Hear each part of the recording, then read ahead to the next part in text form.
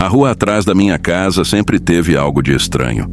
Era um lugar onde o silêncio não trazia paz, mas sim um desconforto que parecia espiar de cada canto. Viver ali era conviver com uma sensação constante de alerta, como se algo invisível estivesse esperando a hora certa para se mostrar. Bem no coração dessa rua peculiar, cercada por 7 muros altos e sem explicação, morava um homem que todos conheciam, mas sobre quem ninguém sabia muito. Sua pele era tão pálida que parecia nunca ter visto o sol, e seus olhos de um azul profundo pareciam enxergar mais do que apenas o que estava à sua frente. Ele usava sempre a mesma boina desbotada, como uma marca registrada. As crianças o chamavam de o Homem dos 7 Muros, mas os adultos falavam dele com um respeito silencioso, quase como se temessem pronunciar o seu nome. As histórias sobre ele variavam, mas todas carregavam um ar de mistério. Alguns juravam que ele era um lobisomem. E tudo isso só se intensificou quando, de repente, começaram as aparições. Nas noites de lua cheia, a vizinhança parecia tomada por um estranho medo.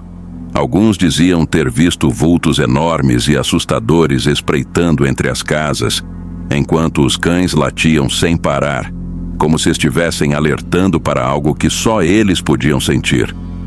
O mais estranho é que, em algumas ocasiões, esses cães desapareciam para sempre. Era comum ouvir rumores de que o Senhor dos 7 Muros saía de sua casa nessas noites e, ao amanhecer, algo sempre parecia fora do lugar. Foi em uma dessas noites que Dona Márcia teve seu primeiro encontro com o que muitos acreditavam ser o lobisomem. Era uma noite abafada, sem uma brisa sequer, e a lua cheia mal conseguia atravessar as nuvens pesadas no céu. Dona Márcia estava em casa quando ouviu seu cachorro, Thor, um pastor alemão forte e corajoso, latindo freneticamente no quintal. Aquilo não era comum. Algo estava deixando Thor completamente fora de si. Preocupada, ela foi até a janela para ver o que estava acontecendo. Do outro lado da rua, na penumbra, ela viu uma sombra. Não era uma sombra qualquer. Era algo denso, escuro, e seus movimentos eram estranhos. Não pareciam de um ser humano. Thor rosnava e avançava na direção daquela figura, como se estivesse decidido a protegê-la a qualquer custo. Antes que ela pudesse reagir, Thor correu em direção à escuridão. O latido foi interrompido por um grito aterrorizante, um som que misturava dor e algo que ela nunca tinha ouvido antes, quase animal. O som fez Dona Márcia recuar instintivamente. O silêncio que se seguiu foi ainda mais perturbador. Thor não voltou. Depois de um tempo, quando Thor finalmente voltou, ele não era mais o mesmo. Seu corpo parecia deformado, como se algo tivesse o esmagado de dentro para fora. Suas patas estavam desajeitadas, como se não obedecessem mais aos seus comandos, e seus olhos, que antes transmitiam bravura, agora estavam tomados por um terror profundo. Ele cambaleou até a varanda, ofegante, e desabou com um gemido baixo e angustiante, como se sua alma estivesse marcada por algo que nenhum de nós conseguiria entender. O que poderia fazer isso com um cão tão forte? Não parecia ser algo deste mundo. Tudo apontava para o lobisomem. Naquela mesma noite, o terror se espalhou. Dona Elza, que morava bem em frente, também teve sua experiência aterrorizante. Era tarde, e ela estava prestes a apagar as luzes para dormir quando ouviu um som que fez seu sangue gelar. Arranhões na porta da frente. O ruído era contínuo, ritmado, como se garras afiadas estivessem tentando atravessar a madeira. As portas antigas da casa, com pequenos vidros no centro, permitiam uma visão limitada do lado de fora. Com o coração disparado, ela se aproximou hesitante. Espiou pelo vidro e o que viu a paralisou. Lá fora, sob a luz fraca da lua, 2 enormes mãos negras, com garras que pareciam afiadas como lâminas, arranhavam a porta com força. Acima, 2 olhos vermelhos brilhavam intensamente como brasas vivas, penetrando qualquer coragem que ela pudesse ter. A criatura estava envolta em uma penumbra densa, mas o que dava para ver era o suficiente para deixar claro: aquilo não era humano. Seu tamanho era descomunal, e cada movimento parecia carregar uma ameaça silenciosa. Elsa não conseguia respirar. Ela sabia que, naquela noite, estava frente a frente com algo que não deveria existir. Certa noite, um grupo de homens, exaustos de tanto medo e mistério, decidiu que era hora de confrontá-lo. Haviam passado meses observando cada movimento suspeito e anotando os padrões que pareciam conectá-lo aos eventos sombrios. Munidos de facões, tochas e uma coragem forçada, seguiram rumo à casa do Homem dos Sete Muros. Naquela noite, os muros pareciam ainda mais imponentes, como se estivessem tentando afastá-los. O silêncio ao redor era quase sufocante, deixando até os mais valentes com dúvidas. Quando bateram à porta, esperaram e esperaram, mas nenhum som veio lá de dentro. A casa estava vazia. O que eles não sabiam é que ele não estava lá como homem.